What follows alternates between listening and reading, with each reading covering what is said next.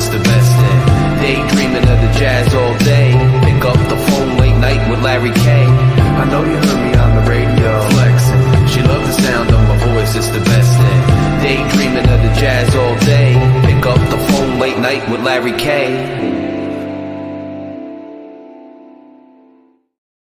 Fury fam members and everybody out there, welcome to another episode of Larry, Lucci, G, and Shake. We are in the building. All my guys are behind the scenes, ready to talk fins to you. Even Greg is making an appearance, even though he's going to be doing some after-school specials for all of you as the season progresses. Happy to be here with you. There's a lot of stuff going on in Dolphins land. As you know, we came off the 20-17 victory against the state rival Jacksonville Jaguars. Happy to see that happen. A little bit of tough sledding. Seemed like we were running in the mud a little bit earlier in that game. I know the fellas are going to have some stuff to talk about. I know I'm going to have some stuff to talk about. We got to improve that as we get ready for Buffalo on a short week this Thursday, which is 2 days from now. I'm hyped about it, man.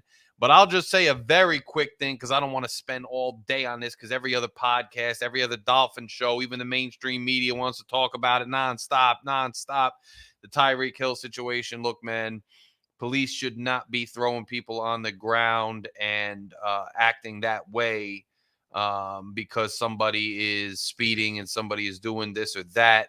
I think we can all agree, police have a higher standard of being professional, and that's obviously a concern.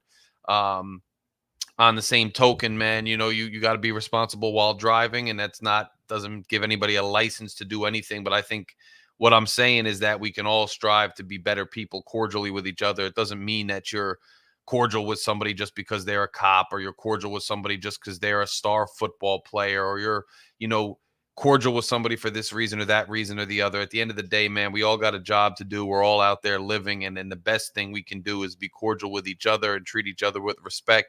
And if somebody comes at you with less than respect, you can at least, remain professional as best we can. I just get the sense that, this is a football channel, this is a football team, and at the end of the day, a lot of people, they want to morph things. Things take on their own narrative, and things take on this binary black and white thing. And I don't mean that in terms of race. I mean that in terms of like one or the other. And then people just get in their feelings, and people get really railroaded one way or the other, and they start putting each other in boxes, and they start getting mad. And then, you can't see any discussion or nuance in the situation. And then it just morphs into this monster of a media story, and no one can get a word in. And it's bigger than football, and it overtakes football. And the nuances of how people acted and how people were, just go back and forth. And Adam Sadowski, member for 10 months, football is back, he says. 10 months. 10 months. That's when we got reinstated after YouTube tried to kick us out, and we had free Larry, and we're back at it. If you guys haven't done so yet, you better hit that like button. Hit the like button. Let's get more people in this room so we could talk Dolphins football tonight. Hit that like button. Smash that subscribe button. If you haven't subscribed yet, this is why we're here, to bring you content. We need you to subscribe and consider becoming a member. Becoming a member helps the channel stay afloat. Adam here is a member.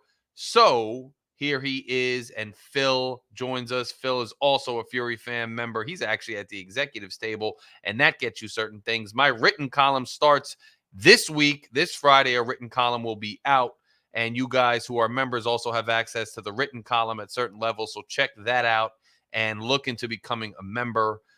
It's worth it. I really do think it's worth it. It's really not much for what you get. It's worth it. But, the last thing I'll say on that is these media stories take on a life of their own. And all of a sudden, people want to just start claiming the high road this way or that way. And people want to just feed into the hysteria that piles on.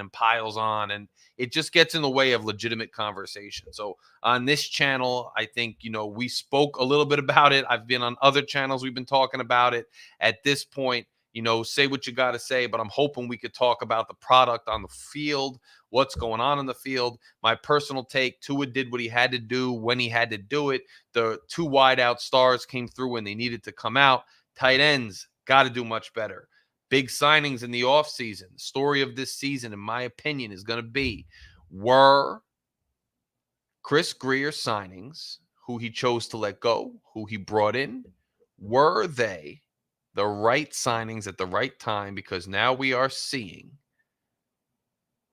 in game one that some of the guys we thought were going to show up and be big time guys didn't really show up. Some of the guys we expected maybe wouldn't be taking that huge of a step actually did pretty well. And so we're going to see as this season progresses how well those signings did. Now, the New York Jets, the only team in the AFC East to lose yesterday, and thankfully so. New York Jets, I mean, I don't think anybody expected them to beat San Fran away, except maybe the most optimistic of Jets fans. So, you know, the Jets lose. I got to fix this banner. I got to rearrange the name here, and I'll do that soon.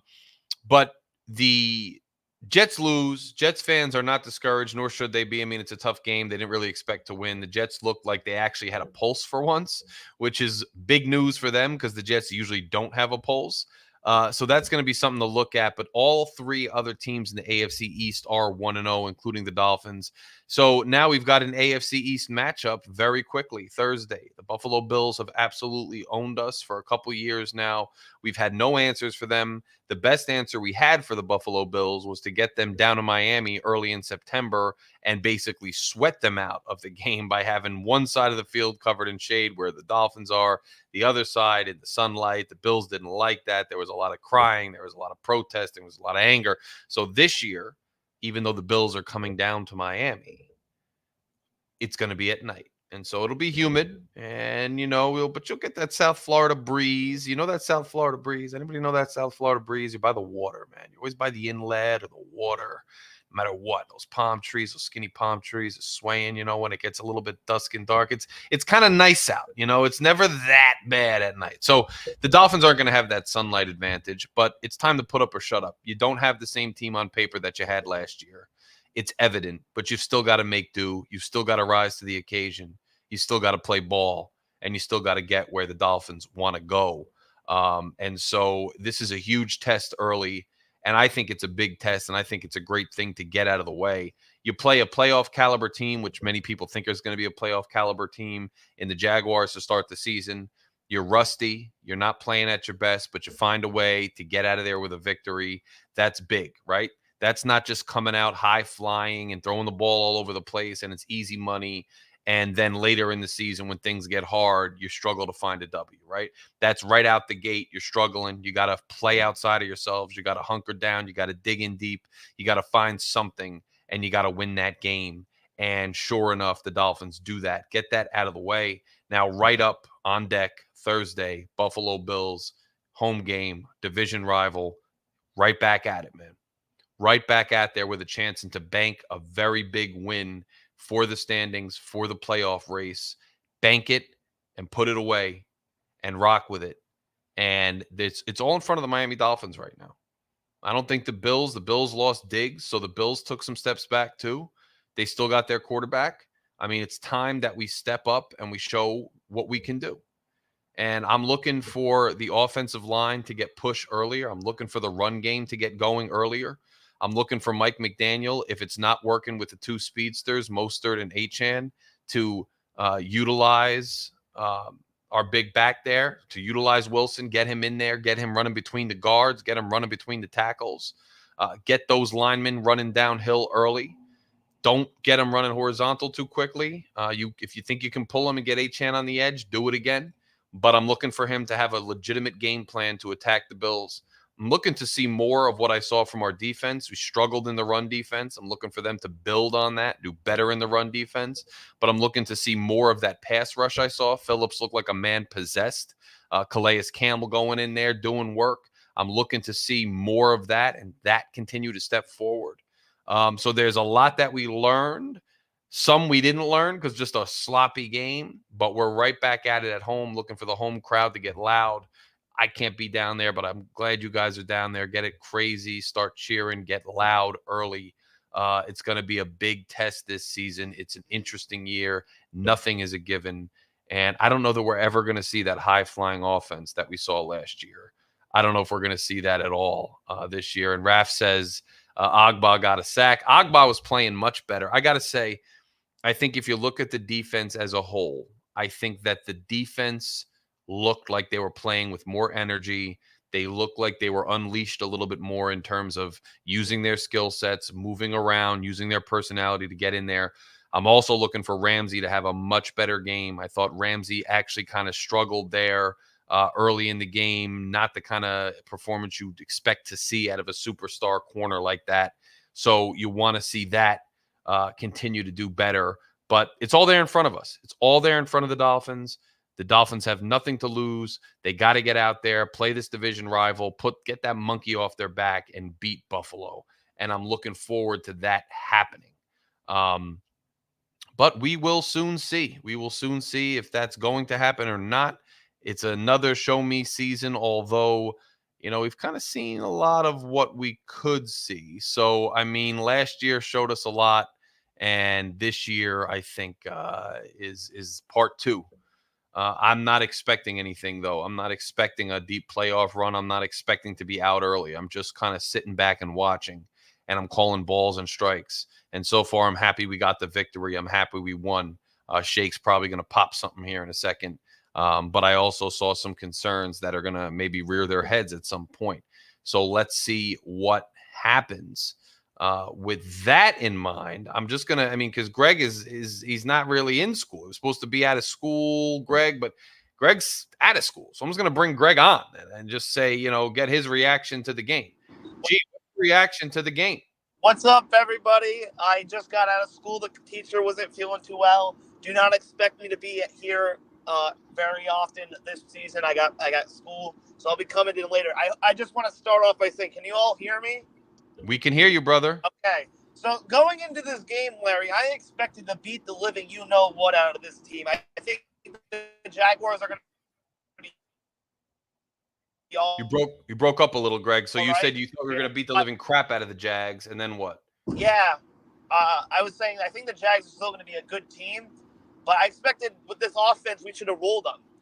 That did not go as planned because in the first half, we got the ball first, so I'm feeling great. I was like, when we got the ball first, we're going to go down and score. That did not happen. We were driving well. I think on third down, we dropped the ball. All of a sudden, it's 4th and 8, and this guy goes for it. And I'm like, why are we going for it on 4th and 8? Punt the ball or kick the field goal. And this is where I'm going to start with. Mike McDaniel. I need Mike McDaniel / Mike McGenius. I don't need Mike McGeek out here out thinking himself. Going for it on 4th and 8. When you have the opportunity, you don't go for it on your first possession on 4th and 8. You don't do that, bro. And when we're in the red zone, I want him to kick the field goals instead of fucking flipping. I got.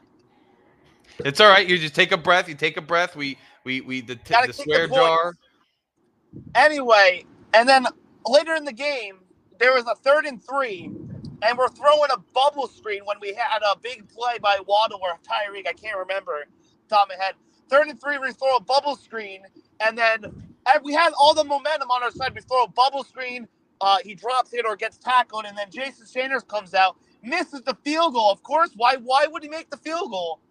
But what I did like Mike McDaniel's play calling, he was basically trying to sabotage, it felt like. But I will admit, even though I'm not happy with some of his play calling, there's one thing that stuck out. Alec Ingold, there was 2 3rd and 1s that they gave to Alec Ingold, and he got them. I saw it the other day, or it was either after the game or on Monday. There was something about Alec Ingold last year on 3rd and 1s. He only got the ball once. He only got the ball once in the game yet on Sunday. He got the ball twice. I need more of that on 3rd and 1. Yeah, and Greg, I'll tell you, G, I was thinking about you. I kept hearing your voice in my head the whole first 3 quarters because I kept hearing Mike McGase in my head, thinking about you saying McGeek because of these screen passes. But I love the Ingold, man. I love the use of a fullback. We don't see a fullback much in this league. I love getting him in there, and not only getting him in there, but getting him the ball and getting those 4th and 3rd and shorts. That's something that was missing from our team a lot last year. So while I was a little bit hesitant about the O-line, I was pretty excited about that aspect, the short yardage situations. And, I think the offense did not play really that good. I mean, they made big plays when they had to. The big players stepped up when they need. And I'll say this before I get to the defense here. On the final drive of the game, can we just please get it to the 20-yard line? I don't want to see Jason Sanders kicking a 52-yarder to win the game. Thank God he made it. No, I agree with you. I was mad that they were that conservative. Jason Sanders is a wild card. I play Madden, right? I play Madden. I'm sure some of you play Madden. Whenever the game's on the line and I have the ball last, I want to get the kicker as close as it can because I know I can make it. Jason Sanders, we need Money Sanders back, but he's a wild card sometimes. You don't know what you're gonna get from him. You don't know if you're gonna get a miss. You don't know if you're gonna get a make. No, now I on agree. the defense, it's frustrating. man. Yeah, defense, tackle it. And by the way, guys, subscribe. You're all in the chat. Click subscribe. CB83, what up, my brother? Raph, everybody out there. Click subscribe. Click like. G is on the mic, and then we're going to bring Shake and Lucci up. G, what do you think about the defense, my brother? After the game, I was feeling hyped because I love this defense. I love the players on this defense. I was feeling hyped. I love this defense, but after watching TD stream on Monday, TD was bringing up great points that I'm like, then I start thinking about. Javon Holland made a great play. He made a great play that basically changed the game around. But outside of that, where was Javon Holland all game? I didn't hear his name over the PA or the commentator say his name all game. Calais Campbell had a great first drive. He made a great sack. You didn't hear him the rest of the game.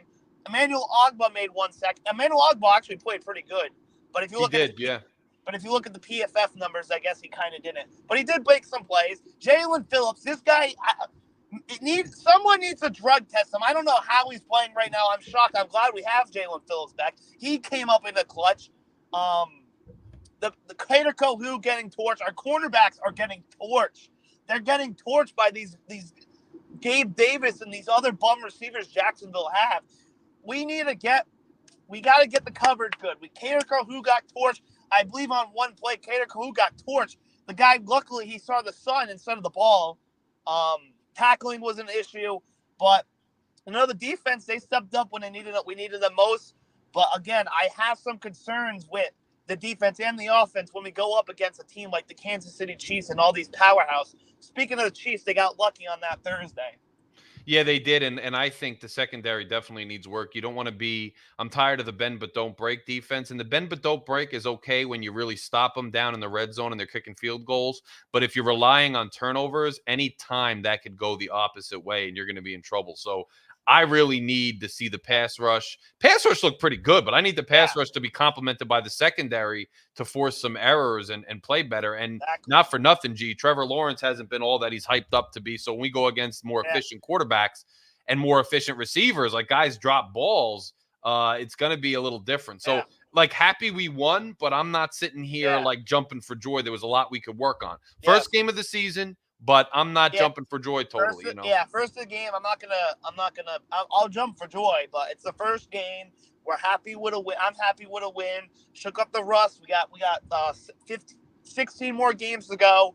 Jalen Ramsey, he played terrible after getting a new contract extension.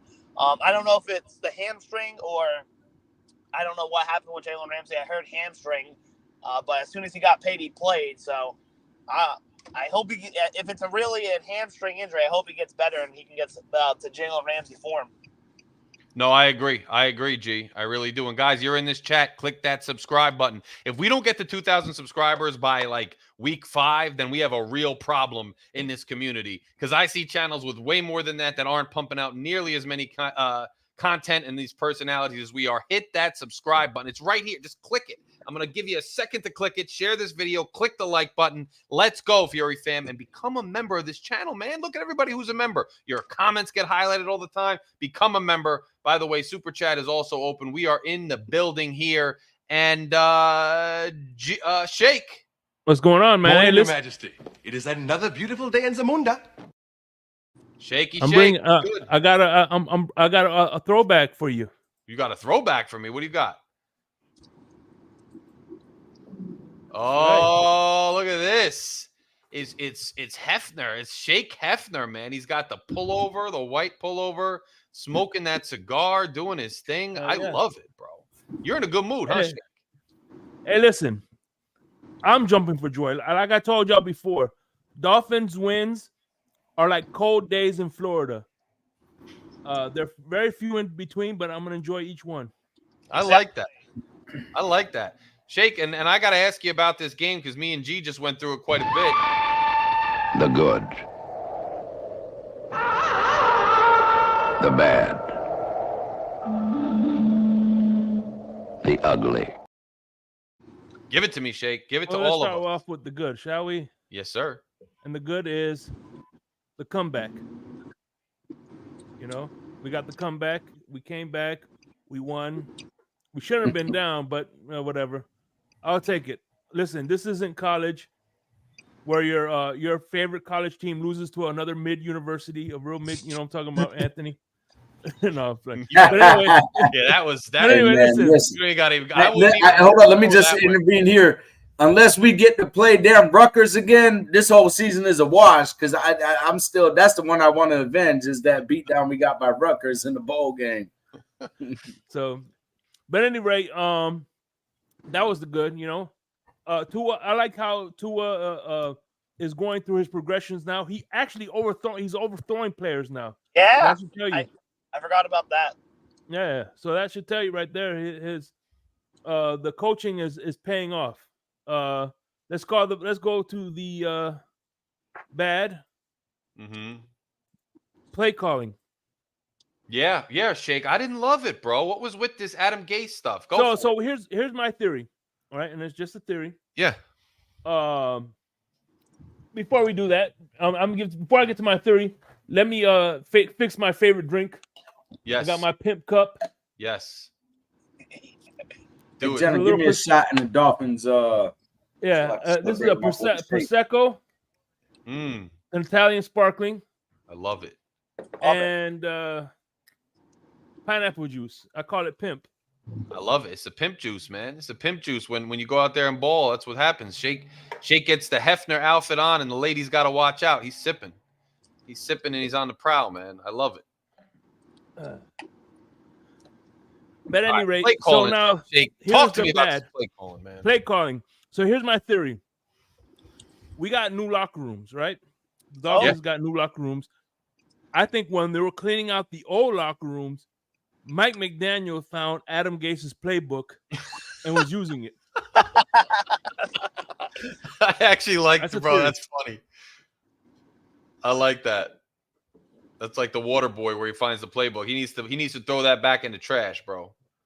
Yeah. He goes, wow, look at all these bubble screens. What was he doing, Shake? Like, was it because the old line? Was it because he thought he could exploit that Jacksonville defense? Like, what were we doing with that, bro? I didn't understand it at all, but I couldn't stand watching it. Like, I wanted to rip my hair, especially because last year we're running so well inside. I understand we got different personnel on the inside of the line, but I just couldn't stand any more of those screens. Yes, it worked with Achane once or twice. It worked with Tyreek once, but I don't even like it. And it's a propensity for an injury for Tyreek and them too, bro. So I don't love it, man. Exactly. Yeah. And now time for the ugly. The ugly. What do we got? Hold on. Before we get to the ugly, I want to give a. Hold on, brother.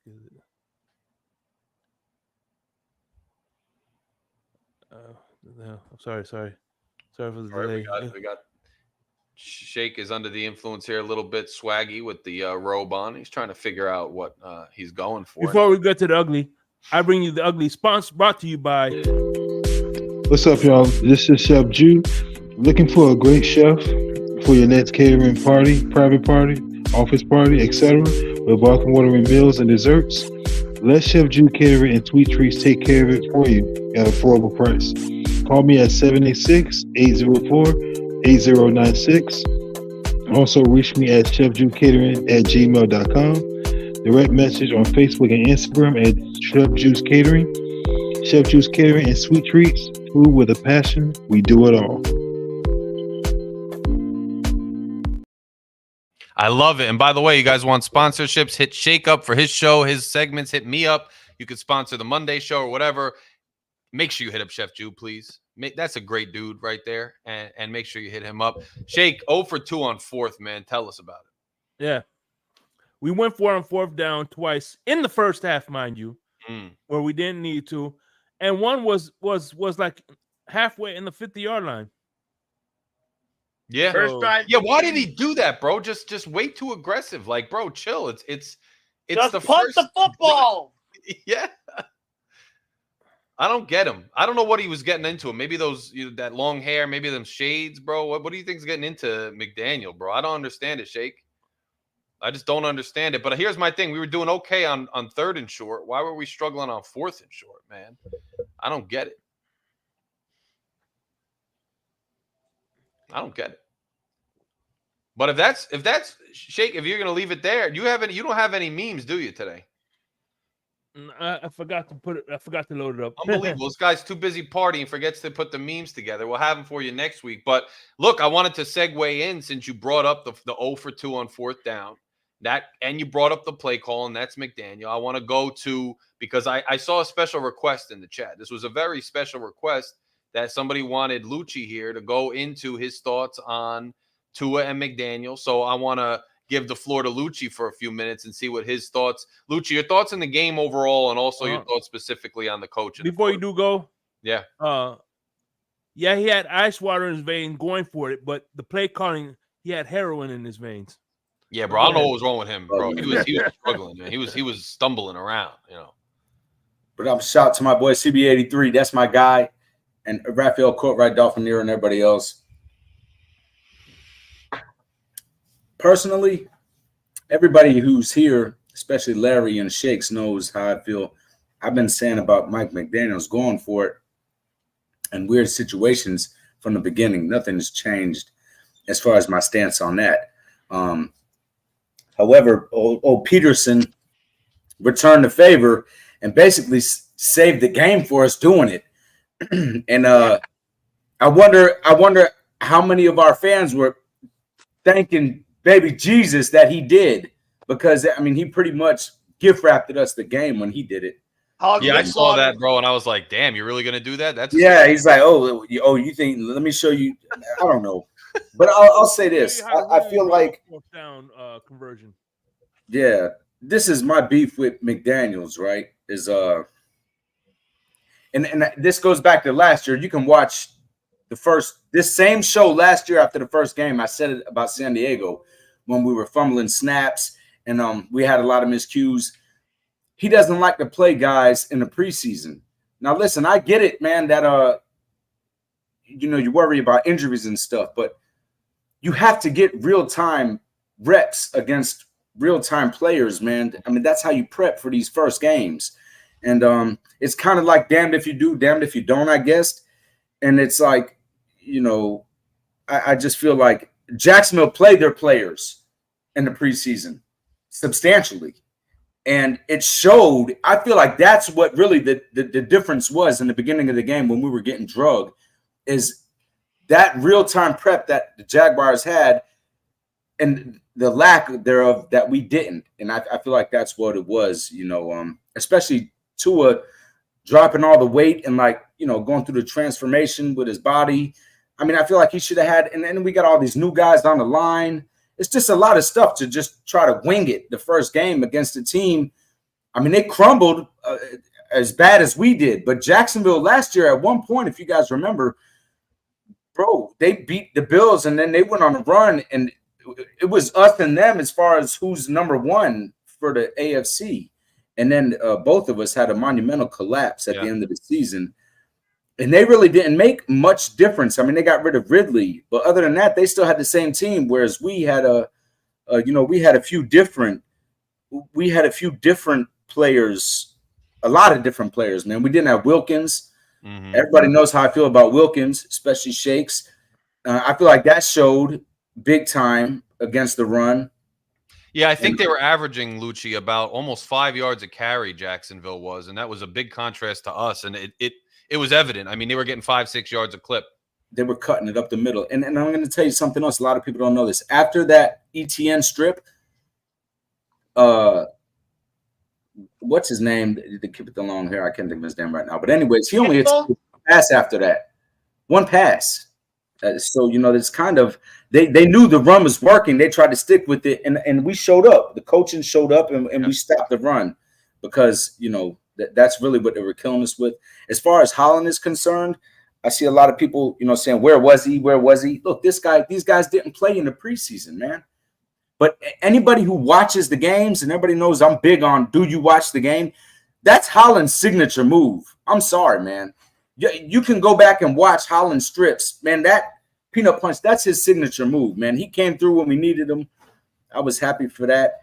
Game-changing play. I mean, turning points. I mean, right and there. Tua, I'm going to tell you, man, I really like one thing I liked about Tua was he dropped back one time and then he scrambled. He saw things breaking down. He scrambled forward really quick and slid at the line of scrimmage. I mean, it sounds like a stupid play, but I was like, okay, see, that's something. He didn't panic. He didn't wait too long. The minute he saw it was breaking down, he got back, so we didn't take a loss, and he took a slide. And, he ran the ball pretty good. I'm kind of excited to see because everybody knows I felt like he regressed in recent years compared to when he first came in because he used to, even though he might have 100 yards, I know, Adam, he did it a lot, man. It's his signature move. If you watch the games, you know that's what he does. But Tua, I'm excited to see now that he's moving around and we'll see what happens. I ain't holding this. I mean, a lot of people. I argued the guy in your comments, Larry. He's like, "Oh, he had a fantastic game, 300-something yards." Really, these are after the catch. He throws the ball over here. This guy goes 40 yards. A-chan or the 80-yard or what's it called? But he had a lot of open passes. I feel like if he would have had preseason time, that he wouldn't have missed passes he didn't miss last season. And, that one to Tua, Larry said it may have been a touchdown. We know if he completes that pass that he overthrew the hill, that was a touchdown for sure. And there was a few other ones, but I feel like I'm not holding it against him. This is the first time he's played since last season. He's lost a lot of weight. It's different, I would imagine. I've never had that much of, but it's different to get used to his body. So McDaniel, we all know how I feel about McDaniel, man. He's kind of a bozo personally to me, whatever. But at least he ain't laughing. You know what I liked? He ain't laughing and shucking and jiving on the sideline. He looked pissed off, and I kind of like that. So whatever is happening, I'm glad that he felt like, but then I feel like, it's kind of your fault that we're getting results because you didn't put in the practice. You can't always play scared. And on a closing note, Phillips, man, I saw him. He looked great. I'm kind of nervous that he came back so soon, and I could see where he beat the line, he beat the pressure. He was in the backfield, and the running back cut, and I saw how he was kind of scared to make the cut back to make the tackle. If you rewatch the highlights, then you'll see what I'm talking. It's a real, I don't know, minuscule detail, but I saw it and I'm like, damn, I hope he's not nervous. So hopefully he gets more sure under his feet, and he's in the end, he had that good. So maybe it just took him. But once again, these are. If I feel like this was our first preseason game, to me, that's what I feel like for everybody, bro. And we got all these new players. I mean, when you got all these new players, why would you not? If injuries happen, they happen. You can't be scared. You have to give us time to. You're willing to risk a game that goes against us where people can really get injured because it's full throttle and take a loss to our record when we're known for folding in the end of the season. We need to win all these games because the truth is, what do we do at the end of the season?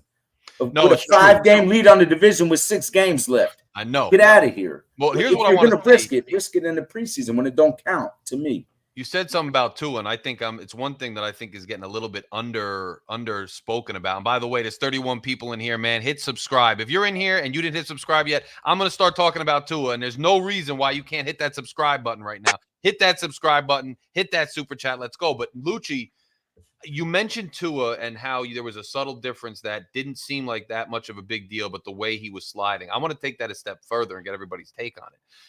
I didn't see a great crisp game from Tua because he was missing guys, like you said. However, one thing I noticed about Tua in this game, which might bode well down the stretch here, is I saw him dropping back. And part of the reason that the offense was kind of stalled and was kind of in quicksand that I saw was that he was stepping back and he didn't have his first read from jump. He was actually reading the field.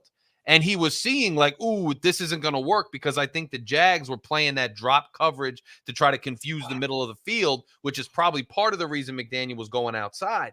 And he's dropping back, seeing, ooh, it's all clogged. I can't find the guy. Instead of being over cocky and trying to throw, he did twice. He got away with it. But most of the time he didn't.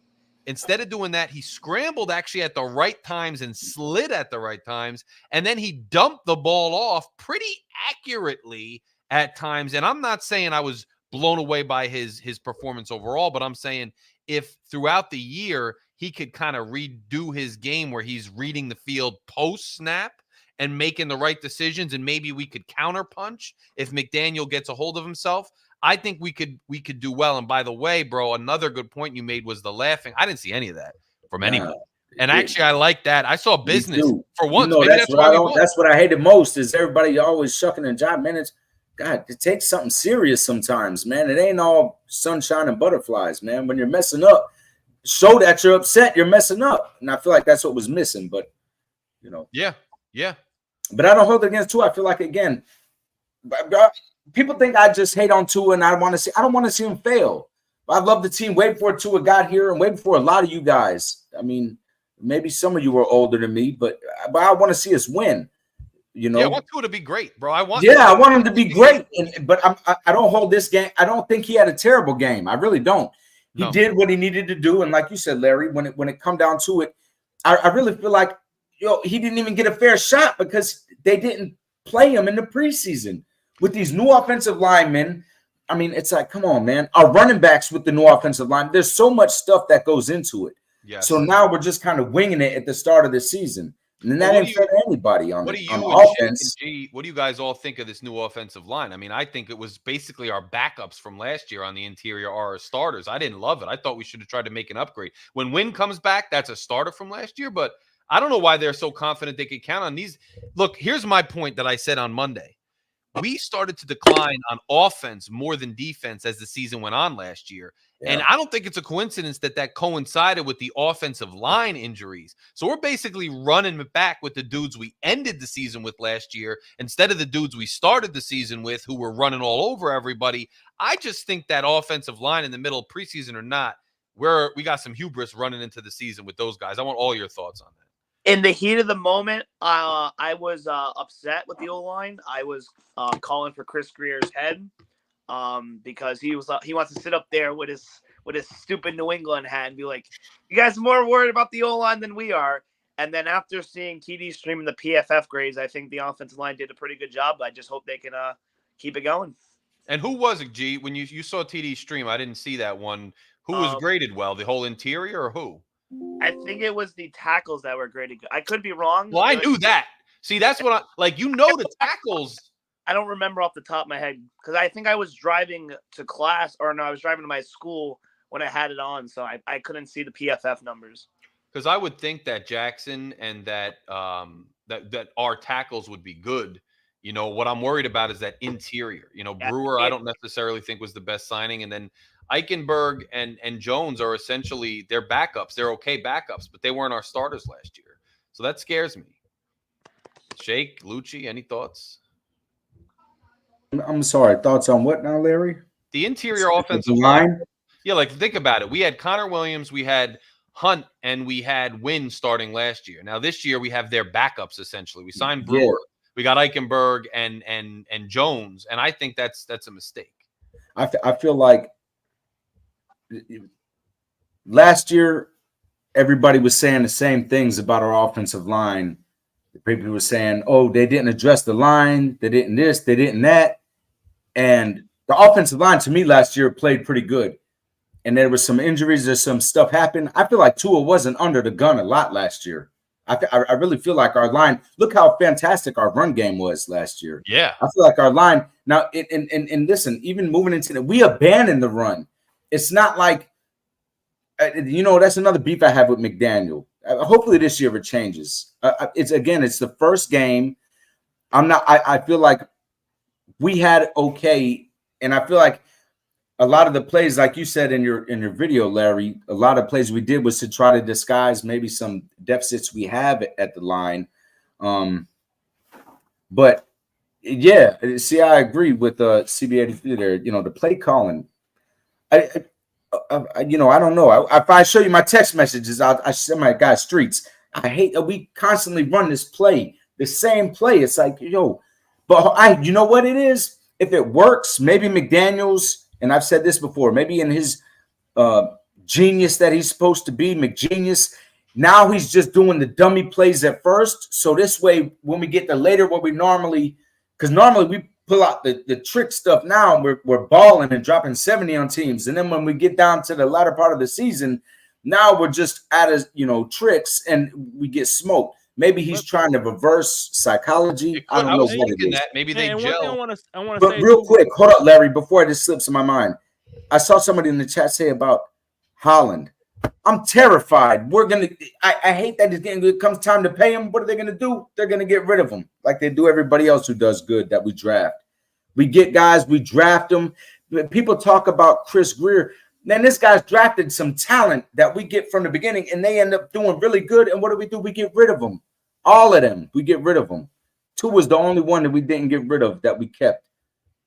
Everybody else, and Tua's done good. I'm not saying that in a bad way, but anybody else that we've drafted that has succeeded, we get rid of them. And I feel Even like guys we take a chance on, Lucci, like AVG, we bring in. He blossoms now. He goes to the Vikings and he has a pick 6 already. I mean, the same type. My cousin Giovanni. You guys met my cousin. He's ecstatic because he's a Vikings fan. Why? I don't know. He was born and raised in Fort Lauderdale. He's a Colombian, so maybe he's a little bit out of. But yeah, guys, the link's in the chat, by the way, if you want to hop on the panel with us. Yeah, I don't know. I just hope that I feel like the line we haven't had a chance to see really how we'll see. The way our run game went though, I don't like it. Right, that's what I'm saying. I didn't love the run game compared to last year when we had Williams and we had Hunt and we had Wynn in there. And I know Wynn's hurt; he'll be back. But that run game, I think part of the reason we were slicing through everybody was because of that interior offensive line. Now we don't have. Guys, I'm going to bring one of the first panel people up. But click subscribe, click like, click subscribe, join the join. And to that, Larry, listen, the only guy that really had success was my guy Jeff Wilson, right? But he come in at the end of the game, guys are tired, they're dehydrated, and that's when he was shredded. He went up the middle, he was putting in work, but he got fresh legs against everybody else that's been beat down by the sun for the past 2.5 hours. Other than that, everything was the outside, when you got them, No, I get it. I get it. I get it. Before you do get to Alex over here, two things I want to bring up. Number one, the offensive line is good, but I got at the end of the day, I think Tua's pocket presence is what's helping this offensive line get good scores. Because if it was someone like Skylar Thompson back there, he would have been sacked a million times.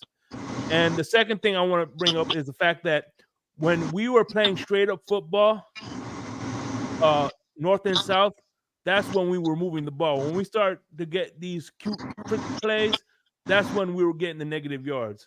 So, like the song says, there's a country song that says "Love," that's called "Love Like Crazy," and in that song it says, "Don't outsmart your common sense." And I think that's what Mike McDaniel is doing. He's outsmarting his common sense. See, and he's starting to be called Adam Gase because of it. Phil, I agree with you. Maybe that's something to be said too. We surprised a lot of teams out of the gate.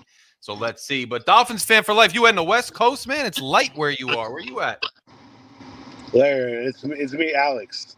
Yeah, what's up, bro? No, I'm in Texas. Oh, so you're Central Time Zone compared to us on the East Coast here. I've been trying to, I don't know if you noticed my comments I've been making on Facebook. Listen, man, I'm not, it's we agree to disagree, so it's all good. But yeah, I think the Dolphins showed a lot of heart and grit on Sunday. To be down like that and actually look like straight garbage the first half. Yeah. And then one thing is with McDaniel's been criticized for halftime adjustments throughout his tenure here in Miami. And we finally got to see the adjustments that he made, and he made it perfectly in the second half. Tua had a 140.2 QBR in the second half as opposed to a 70.1 in the first half. He did not look good. The defense was getting shredded by the running game. Jack, they come out in the second half, they only give up 105 total yards in the second half. The defense was excellent. I mean, they didn't score another point. Shout out to Anthony Weaver. Weaver called up he dialed up an excellent play calling in the second half. Jalen Ramsey, even though he was okay on Sunday, but he was the one that made that play in that 4th and 1 to stop ET. And The motor on this guy is just unbelievable on Ramsey. That's why he got paid. Yeah, that motor. Did you post that? Somebody posted that where they were showing him come from sideline to sideline. You didn't even realize. I didn't realize until I watched the replay. But that motor, he was a little bit rough in coverage early on, but that motor on that play was crazy, unbelievable. Yeah. I mean, it, from one side to the side. My buddy thought it was Kendall Fuller that made the play. No, it was Ramsey that made the initial tackle on the other side. And Jalen Phillips, I mean, so glad to see him back on that field, man. Such a great story to come out there and, I've been a fan for Phillips since his days, and I was calling for them to draft him that year in 2021. Yeah, dude, I am surprised genuinely, not only that he came back that quickly, but I was surprised with the explosiveness off the ball. I mean, he was every bit the havoc wreaker that we saw last year, bro. And I was absolutely stunned by it. I mean, I was impressed. You got to give that kid so many props for that. Another one is Emmanuel Agba. That's another guy. He passed the eye test for me, Agba. He was all over where the ball was, bro. Casted away by us. We criticized him, for him. And he comes on in that first game and absolutely wrecks havoc. I mean, you can't say enough about everything, man. It was just great. Yeah, bro. And then the Facebook comments. I know we gone back and forth on a couple subjects. What's the one that's fresh in your mind? We don't have to argue, but it's you come on the platform. You can express yourself, and I don't mean that facetiously, bro. This is a free speech channel. As long as we don't curse, we're good. The Tua, going back to the Tua thing. I mean, we moved past that. We're up to week one. The Tua thing, I just think he had. People need to know what happened. He needs to come out and say exactly what happened. We I got what you're saying. Like, so we all need to know. Yeah, you're saying there was a place to talk about Flores because people do still want to know, and that was the right platform, and you're okay with him kind of expressing. Yeah, I mean, I'm okay with him expressing exactly what happened. And he's a better player now because of it. I don't.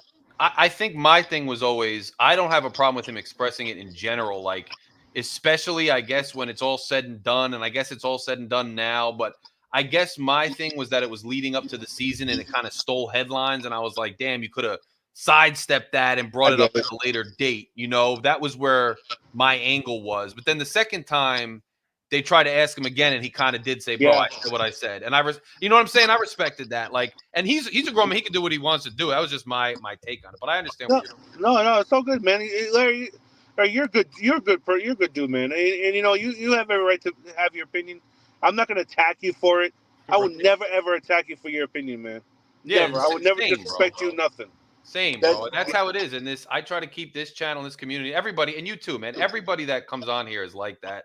I know some people get personal on. I've seen people on channels going at each other. That's not us, man. We're just talking Dolphins. We're all fans. We're all good people, man. We all want what's best for this team. That's all that matters. 100%, bro. 100%. So that's why I welcomed you to say it, like, on the platform and everything too, bro. The other thing was the Tyreek situation, but I know you probably nobody wants to probably talk about that right now. Well, you know what it is?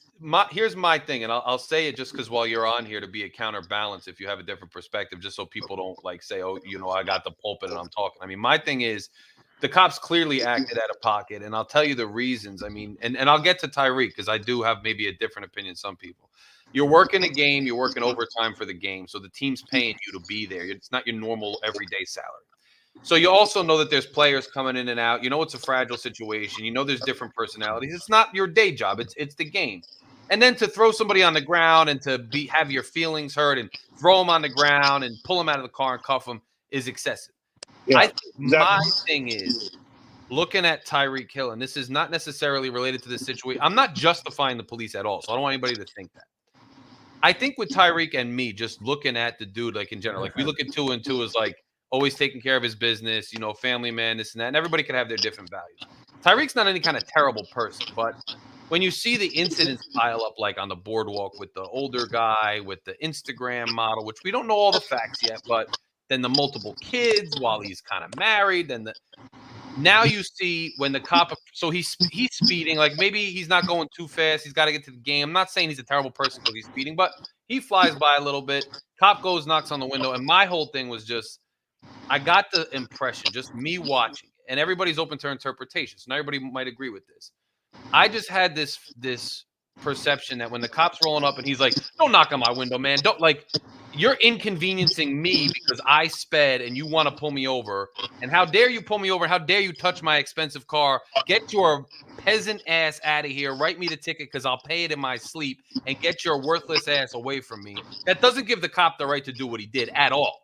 But I just didn't love that attitude because it's like, yo, whether you're working 9 to 5, whether you have a crappy car, a nice car, whether you're a star player or just like a kid's youth coach, whether you're a janitor at the stadium, everybody who's speeding might get pulled over, and no one should be put down and like, I can do what I want to do because I'm a big star.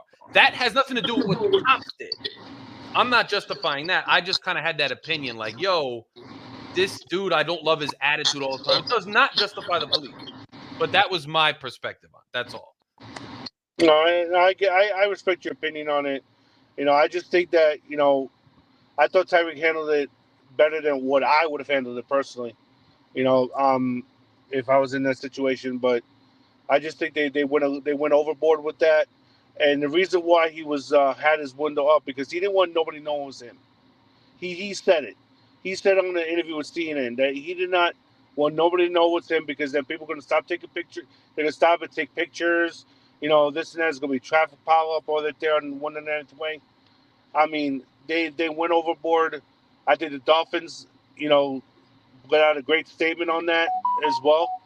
And, we just got to move on.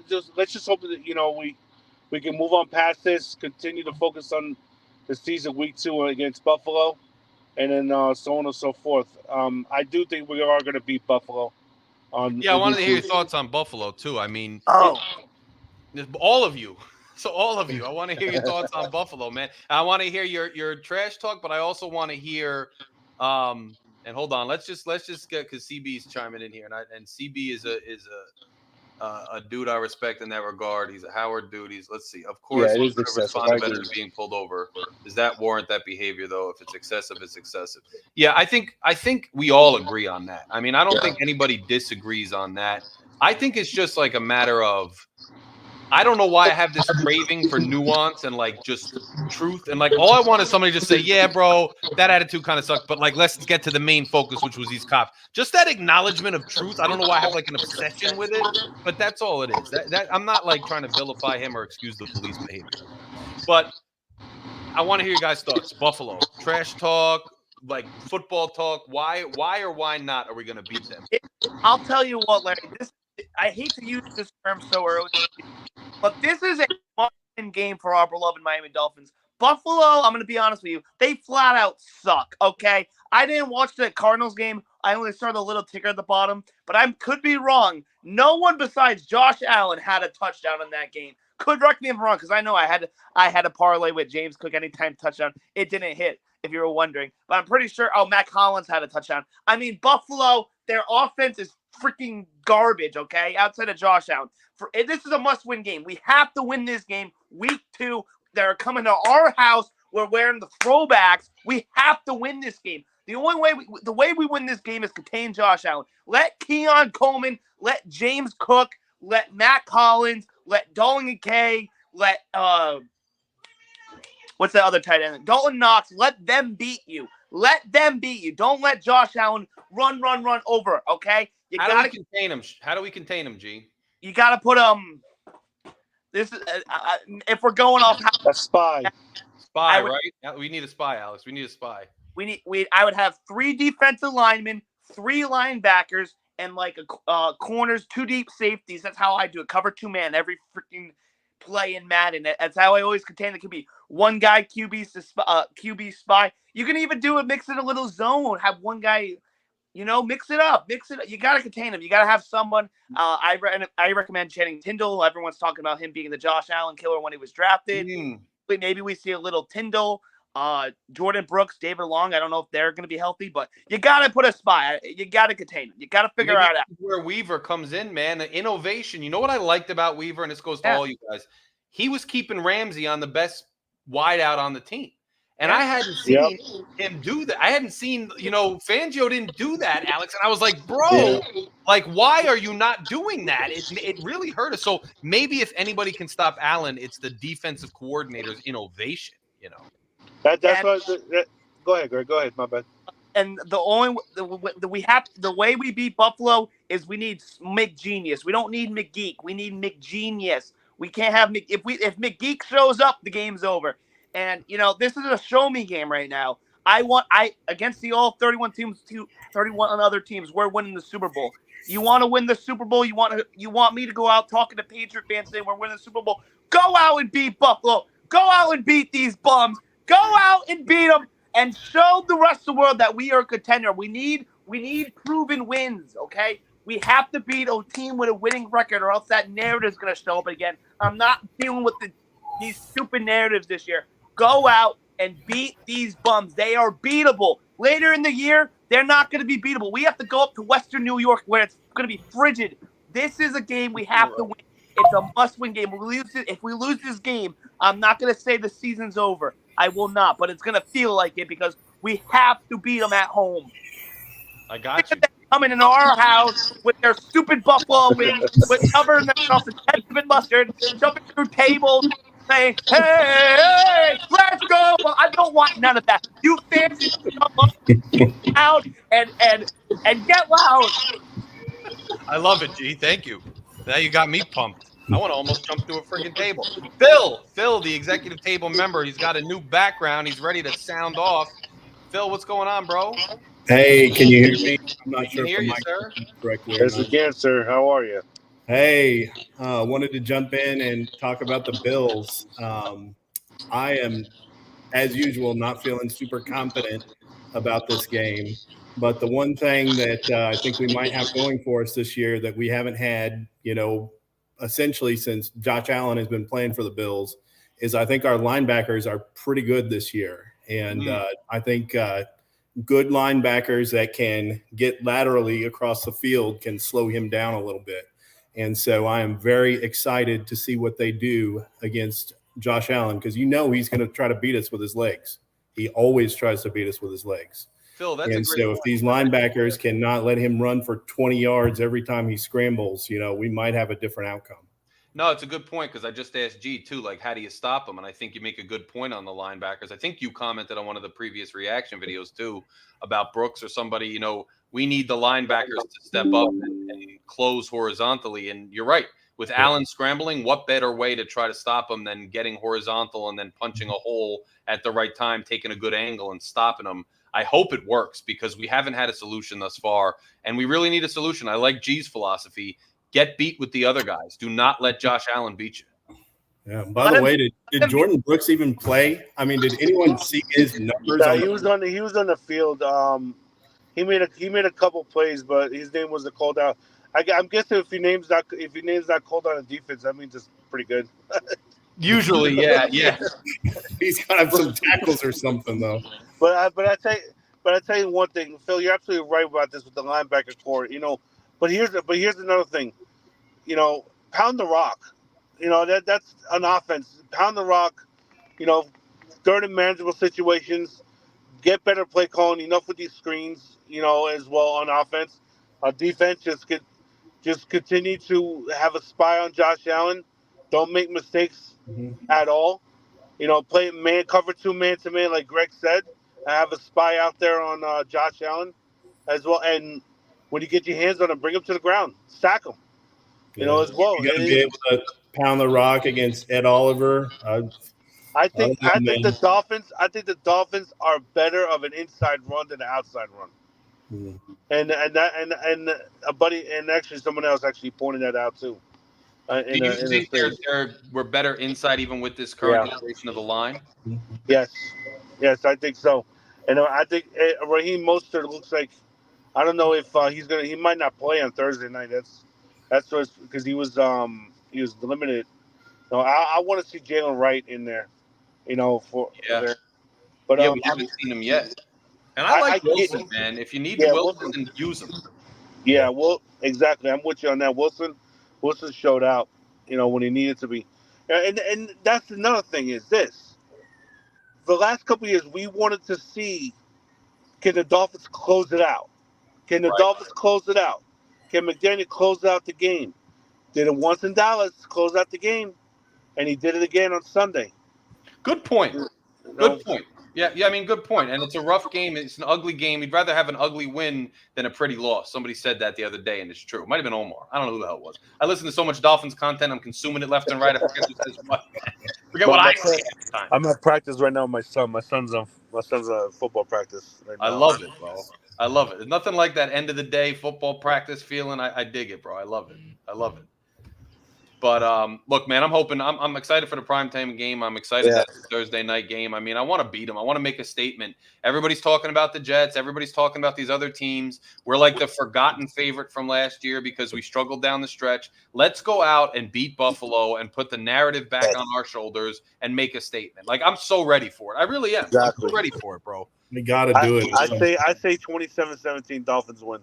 I love it. I could see. I mean, look, I could see it because this is a new season, and the Bills are different too, and so are we. And there's no reason they didn't kill Arizona. By the way, that was a scary game for them. And not that Arizona is terrible, but I mean they were at home and they struggled a little bit against Arizona. So we got a chance to kind of change the narrative here and get out ahead of the Bills and make a statement. And how nice is it, guys, on a Sunday when your team already played? If we already got the win.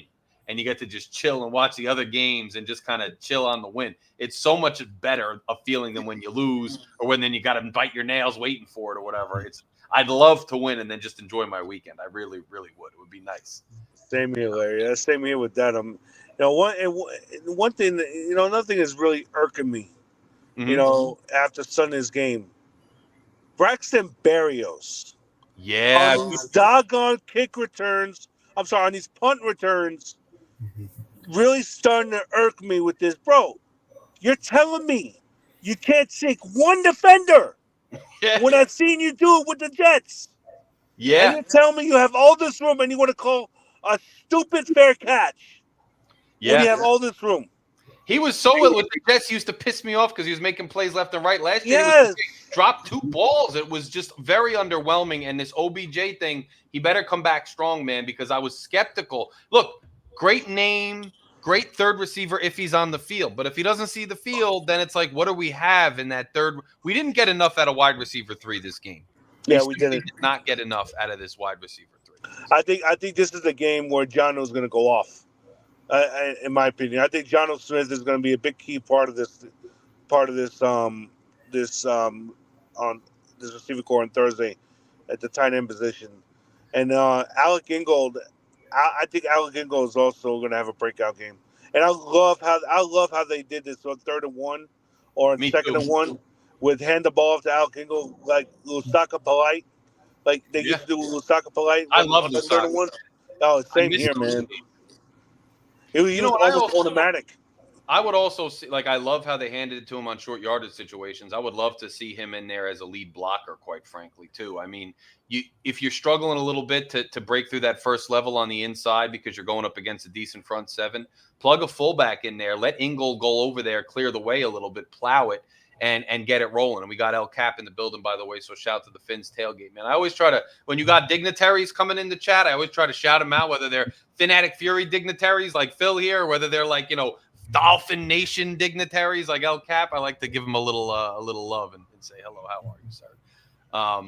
But no, I'm excited about Thursday, man. And I think there's a lot of ways we could be innovative and beat them. And it's up to McDaniel now. And I think at this point, right, Tua is experienced. And I think if there's one thing you could really take from this last game, even if it was a little bit ugly, it's the fact that these guys now have grit and some metal, and they have a little bit of that mentality where they're battle tested, where even if things are not great, even if they're not high flying and, McDaniel's not wearing the capris and slapping 5 and Tua's not jumping around, they're actually about business. It's not fun. It's gritty. It's unpleasant, but they've been there before. They knew what they had to do. They made the plays, and they had the wherewithal to call the right plays, to call the kicker's number after he misses, to get in there, get out of there with a victory. If there's one legitimately substantive thing that you can take from this game, I really think it might have been that.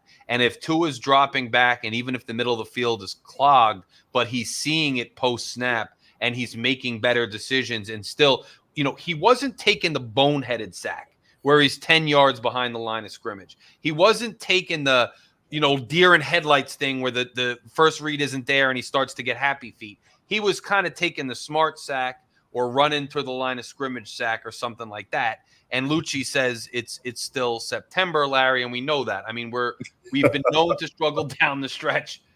But I almost think, like, I'm not trying to spin this like optimistically. I still am just along for the ride with this team this year. It's just where I am. I can't expect anything.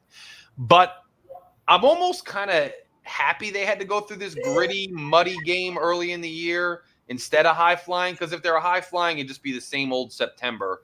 And when the going gets tough, maybe they fumble. But the going already got a little tough, and they did well. Now, the real test is Thursday because it's a division opponent. Probably be tough sledding again. Pull two of those out, and all of a sudden I'm starting to see something because maybe that high-flying offense starts to click, and we already banked these tough wins. I don't know. It's just an angle to look at. Larry, let me ask you this, right? Mm-hmm. You got Buffalo, then you got Seattle, and then after Seattle, you got Tennessee, right? Mm-hmm. Mm-hmm. So you already played Jacksonville, which, in my opinion, out of all the teams I just said, has the best defense out of all four of those teams that are coming up, in my opinion. They're damn close I think so. Buffalo's defense is not better than Jacksonville. So if that's the case, then that's big. Yes, and Seattle's defense is not better than No. than Jacksonville's. No, not at all. No. Tennessee's defense is, I mean, they got Snead out there in the boundary, but I mean, and they got Simmons, but they're close, but they're not better than Jacksonville's defense. So you're going up against opponents that their defense is not as good as the week one you played. So this is why I'm actually optimistic about these next couple of games, because Mike McDaniel, I think he already showed that he can make adjustments on the fly. I think he can make adjustments to beating this team on Thursday night, and I think we're going to see a much better offense performance from what we saw Sunday on Thursday night. I hope so. I think that crossed my mind too. Jacksonville's front seven is good. If Jacksonville was just an exceptionally good defense, that could bode well going forward. But even just looking at that schedule, you bank a win against a conference foe that could come into play for playoff seeding later in the year. We struggled with that both of the last 2 years sometimes. So to bank a win with a conference foe is always good. If you can get another win Thursday, then you got two, I think, much easier games back to back. You don't know what could happen. We got to get through this Thursday game first. And I'm going to go G, then Alex, then Phil. I'm going to give you guys final thoughts tonight. And then we're going to get ready for this Thursday game. And I'm going to be back on here Friday, and we'll be back here next week. So, G, final thoughts on everything. Can we please beat Buffalo? Can we just beat Buffalo, please? I'm sick and tired of these ketchup mustard people covering themselves, eating their stupid wings, which they're delicious, by the way. But still, I'm not eating a single wing this week. Can we just beat boycotting Buffalo wings this week, G? What's that? Well, G, you gotta eat it. Will you boycott them until the next game, or is that too much? Oh, I'm just not eating them this week. Okay, Greg, you've got to eat them, because then what you could do is you could see, like, hey, it's Joshua, and then can't come. But I don't know how we do it. I hope they come up with a plan. Just beat Buffalo. And if we beat Buffalo, I'm looking at the next two games. I believe it's the Seahawks and the Titans. There's a good shot we can go 4-0, but it's not going to be easy. But Seattle, I mean, even if we lose this game, I still think we can beat. Seattle's tough, but we have 10 days off. We're going to the West. We'll see what happens. The Titans, I mean, they have a good defense. Will Levis, I mean, if you guys watch that Bears game, my God, the Bears defense basically won them the game. But anyway, just beat Buffalo. Let's get off win. Let's start the weekend off strong with a win. I love it. All right, G. We're going to see you after class, bro. So make sure you hit those books hard and then get back on here to talk to us next week. You got it. And give me a reaction video if you can after Thursday. Oh, yeah. Well, I was going to do it, but then I'm like, I was already at my friend's house. I'm like, oh, does Larry want me to make a video? And then I'll do it Thursday night. Yeah, get ready for a reaction video from G on the Phin-Addict Fury channel, guys. And if you haven't clicked subscribe, I don't know what else to tell you anymore. Just click subscribe for the love of God. All right, final thoughts, Alex. Or he left. Phil, final thoughts. You know, we've seen Josh Allen walk on water against this team so many times. It just feels like it's expected at this point. I would love for them to show us something on Thursday that makes us think that we can beat him. But until they do it, you know, we should be worried about this game. But it is 1-17, and even if we don't beat them, you know, there's still a lot to look forward to about this season. You know, I hated that stupid Vic Fangio defense, and I think this is a much better situation for our players. Agba gets on the field, for example, and so I'm excited to see what comes of the season. I'm with you, Larry. I don't have a lot of expectations about this year, but I'd love to see them do it. And I'm not saying they can't, but Lucci said it. We've seen September before. Let's get this team together and let's see what they can do. All right, Phil, I'm on board. I'm looking forward to all your comments. I'm looking forward to you hopping on when you can on Tuesdays and talking to us about your thoughts. So it's another season with the executives table, with Phin-Addict Fury, and with the Dolphins. And I must say, I love your decor, bro. The decor in the background, it's gorgeous. Like the rug. I got the kids tonight, and I'm surprised nobody made an appearance. But yeah, it looks great, bro. So thanks, I man. approve of your taste, and I dig it, my brother. And we'll talk to you soon. All right, later, guys. Later, bro.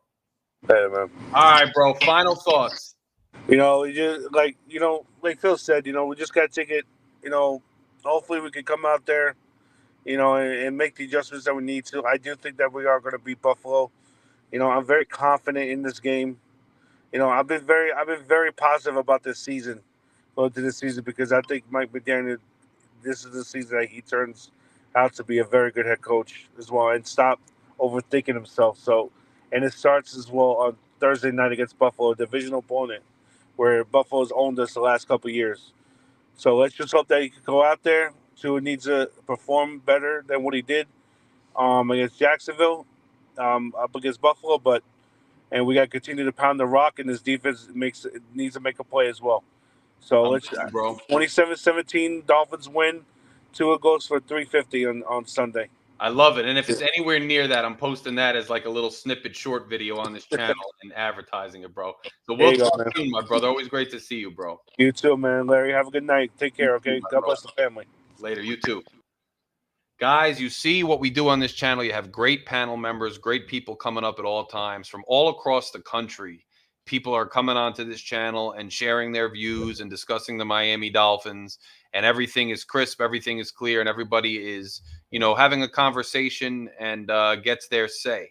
So if you like what you hear on this channel, if you like what we do, if you want to just join and be a part of the panels, etc., please consider clicking subscribe. It's right there. It takes like a second. Just click that subscribe button. Click it real quick. I'm going to thank you ahead of time. Just click it while we're still on the air. Click subscribe, and then also look into becoming a member of the channel for less than a cup of coffee per month. You could become a member. I have a written column that'll be coming out Friday, and every week I write about the Dolphins. You can access my writing with that contribution and behind-the-scenes videos, the trailer for the In the Blender with Shake, and just random stuff. I'll talk to just the fans sometimes, just the insiders, while I'm driving around Newark or doing whatever I'm doing. And it really helps the channel keep going. So consider subscribing, consider joining. And I just really appreciate everybody tuning back into the show after a season off. It's so great to be back with all you guys, discussing the Dolphins, sharing our thoughts, vibing in this community we have here. I really respect it. And I'm so glad so many people tuned back in for week 1. I think we're going to continue to have a lot of action on this channel as the season goes on. It always happens. A ton of people on the panels talking, sharing their thoughts, getting pretty frisky, getting pretty crazy, especially when the season has its ups and downs. I'm looking forward to all of that. I appreciate all of you listening. I appreciate all of you leaving these comments, these predictions, and I appreciate all of you being members of Fury Fam. Everybody here loves you guys, and the reason we do it is for you guys. So Fury Fam, remain strong. We thank you so much. Make sure you tune in on after the game. I'll give you a reaction video. I'll be live either Monday, probably Monday, maybe sometime in the weekend to talk the Thursday night game. And then we'll right back here next Thursday. So we're looking forward to seeing everybody back here again. And in the meantime, man, let's help get these likes up. Let's help get these subscriptions up. And let's continue to help this channel grow. It's a whole movement with what we do here. It's a little bit of a different vibe than everywhere else. And everybody has their place in their vibe. And we're trying to carve out ours. So we appreciate you guys so damn much. We're looking forward to it. We'll see you guys soon. Fins up. Larry K out. I know you heard me